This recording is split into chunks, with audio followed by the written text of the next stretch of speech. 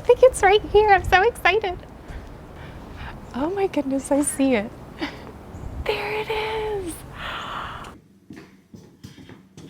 Hello! Sorry, I was very close right there. We're getting ready to leave right now to go do something super fun. A little sleepy today, so I'm gonna try to get some pep in my step. But I really wanted to like commemorate, signify whatever, the Chicago fire. It's the anniversary, the 150th anniversary this year to be exact, of the Chicago fire. So I just felt like doing a super brief impromptu walking tour. So that's what we're gonna go do today. Let's head downtown. Come on, slowpoke.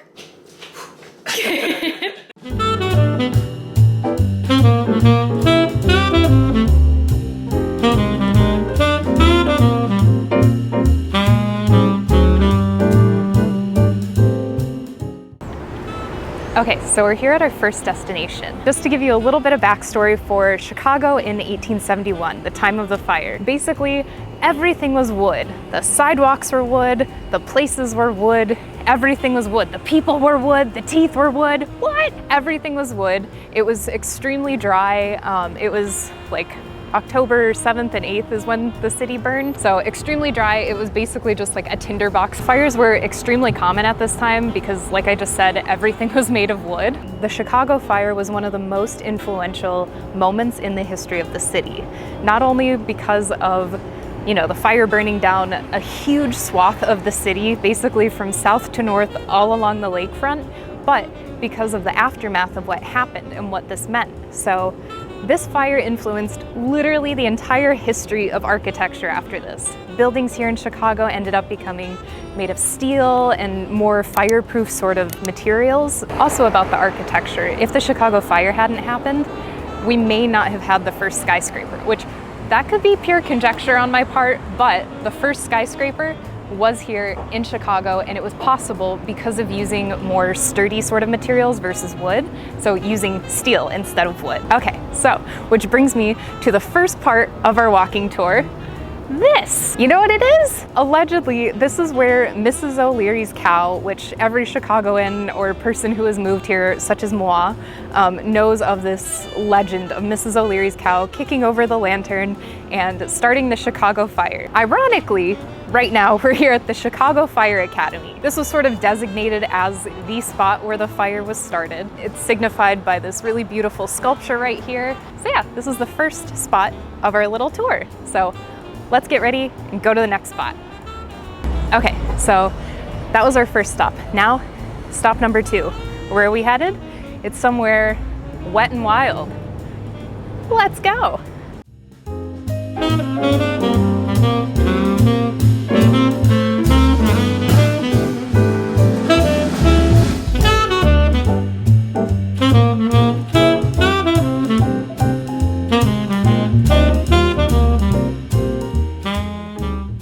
So we're here at our next spot. This is the water tower. So this was built in 1869 by William W. Boyington. This is one of the few structures that actually survived the Chicago fire, fun fact. It's made of limestone, and like interestingly enough, it's actually wearing away with time, so it might not be here anymore. What? No. So this is where the entire city's water supply came from. Well, that, and then like this whole little compound that you can see right here, that's all made of limestone. So this is where Chicago's water supply came from. Ironically enough, the water tower survived the fire. Nowadays, they actually have a little gallery in there, which is really cool. So a few years ago, I think it honestly may have even been like 5 or 4 years ago or something like that, Cards Against Humanity actually had a little exhibit, which was really fun to see. So they have like rotating exhibits, which is fun, and you get to see like the community in Chicago and stuff like that. So highly check it out, not only just for the historical significance, but also cool free little art gallery. So come check it out.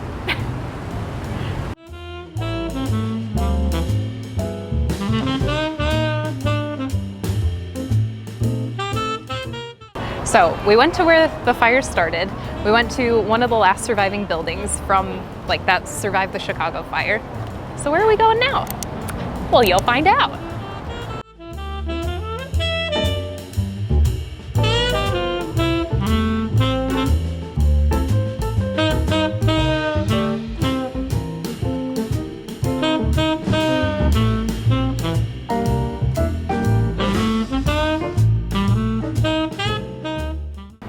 Okay, so we're at our next destination. We are currently in Lincoln Park, one of my favorite neighborhoods, to be quite honest. I love all of the beautiful architecture. All of the mansions that you'll see around here were the homes of some of Chicago's wealthiest elite in the late 1800s. All the homes now actually are post-fire homes. Lincoln Park was one of the neighborhoods that were completely destroyed. While Lincoln Park today is one of the most expensive neighborhoods in Chicago, at the time of the fire, this was actually one of the poorest neighborhoods in the entire city. The entire area here in Lincoln Park was filled with working class immigrants. After the fire, the wealthy people, the wealthiest elite of Chicago came here to build their mansions, like I said, yada, yada, yada, fireproof places, blah, blah, blah. Absolutely beautiful to behold, but that isn't the only reason why we're here. I have something very special to show you right now. Okay, so like I mentioned at our first destination, everything in Chicago at the time of the fire was made of wood. So the buildings, the structures, like sidewalks, everything. So as you can see right here, there's a car coming, but as you can see, this wooden alley, that's exactly how the streets and sidewalks used to be, which is why everything just basically burnt to fucking shit. This is actual wood, which is really cool.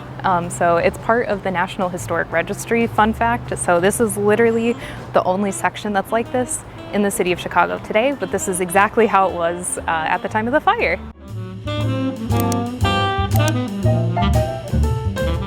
I just read on this sign, the use of the wood walkways and alleyways and stuff like that didn't stop with the fire as I had originally thought.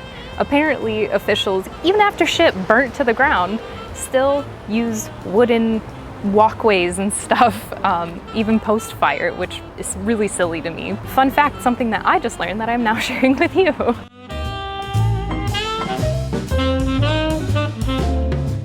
So I wanted to show you this really cool wooden alley. Now we're going to another place here in Lincoln Park. We are going to literally Lincoln Park. Lincoln Park has a very fascinating sort of history, so I can't wait to share that with you. So let's get to it. We're only like a block or two away.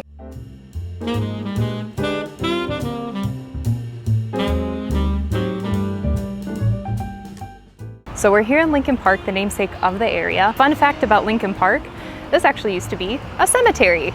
Not only one cemetery, but three. So this was the Catholic cemetery, the general city cemetery, and then a pauper's field, which is where people, potter's field, where people who couldn't afford a traditional burial, because it was really, really expensive, still is to this day, they were just planted in the earth a la carte, I guess, is how I will say it. This entire area of park were three separate cemeteries. In the 1860s, however, there was a doctor named Dr. John Rouse. He was the leading health official of the young city of Chicago, and he posited that, well, it was kind of known, the bodies that were decaying here in the cemetery were actually leaching into the water supply of the city, aka Lake Michigan. So what would happen is the lake moves south, north to south. That's another reason why the wealthy people fled to the north after the fire, was because the lake flows north to south, which then feeds into the river, which cuts through the rest of the city. What he said was, hey, there are a bunch of decaying bodies that are feeding into our water supply. We need to change this and move them further inland. That process was started in the 1860s, like late 1860s. The fire happens in 1871, as we have heard many times already in this video. So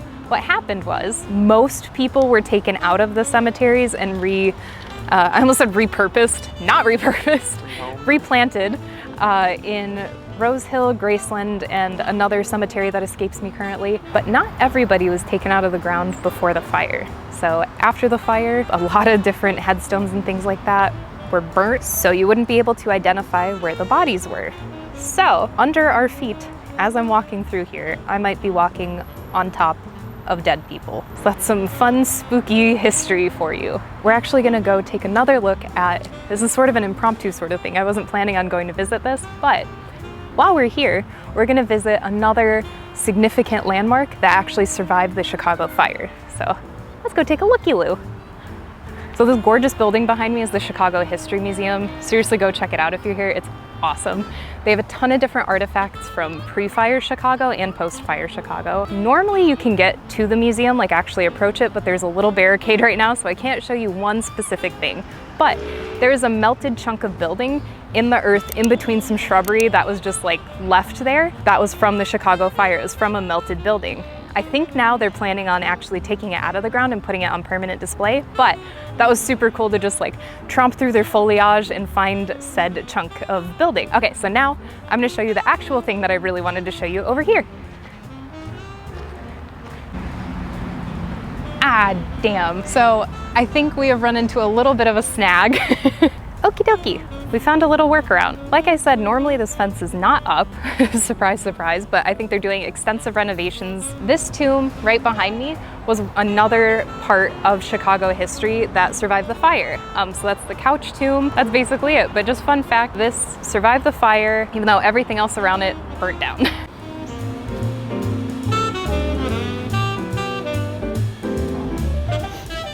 I'm actually really excited to see this. Ever since I found out about it, I have wanted to come see this for like forever, but normally it just isn't where we're at when we come to this part of the city, or just whatever. Like anything has happened that has prohibited me from coming to this area. It's so cute. I love all the buildings. They're all just like clapboard style or old elegant Gothic kind of mansions. But I'm so excited to see this final place that I have for you. I think it's right here. I'm so excited. Oh my goodness, I see it. There it is. Okay, so this is our final, oh sorry, we had to pee and I needed a drink, so here's my drink.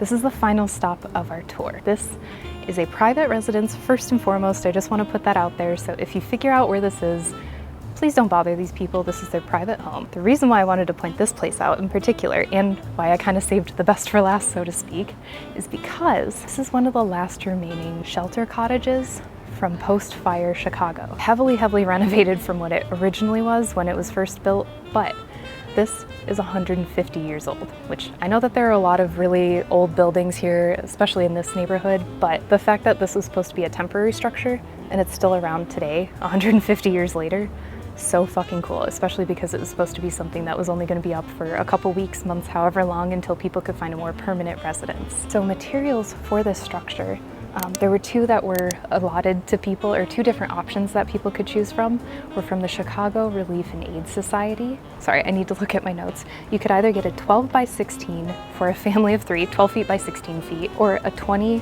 by 16 for a family of 3 plus. So this was just a super basic structure. It was just essentially the out-framing of a building that you would have to build by yourself, or having your neighbors or friends or whoever help you. And then it had a partition as well. Came with windows, so you could kind of mix and match and make your own sort of home. All in, without any furniture or anything, it cost $100, which in today's US dollars, 2021, it would have been around like a little over $2,000 to build one of these. Super cool, super awesome historic place. Like I said, private residence, so don't bother them, but if you're here, I'm trying to speak quiet just so I'm not causing a ruckus. Such a cool place to be. I can't believe it. I'm here. I finally get to see it. There it is.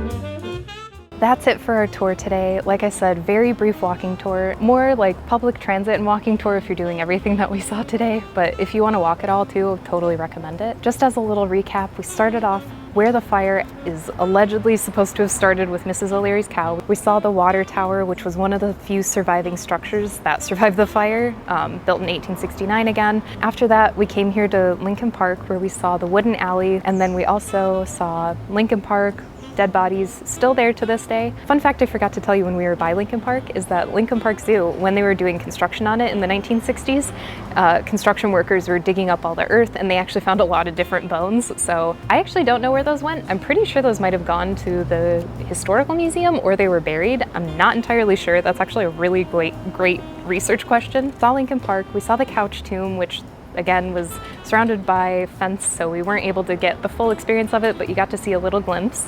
And then finally we got to see the last surviving cabin that was built post-fire. I'm still geeking out about it. I can't wait to walk by it again and just stare at it. Knowing exactly the historical significance of it is just absolutely amazing. Thank you for coming along. I hope you had a great time. I had a great time. it was an absolutely horrific event, the Chicago fire, but I hope you at least enjoyed seeing some of the more pertinent places that were prominent. Why am I doing alliteration? But I hope you enjoyed seeing all the sort of prominent places that I find very fascinating, and I hope you found them fascinating too. So if you'd like to check out more about the Chicago fire, I have links in the description below of some of my favorite resources, including the Lincoln Park body thing. There's a whole thing that was done by this brilliant researcher for Northwestern, so I will include that in the description below. And like, comment, subscribe. Love you. Have a great day. I hope everything's going well for you, and I'll see you later. Bye.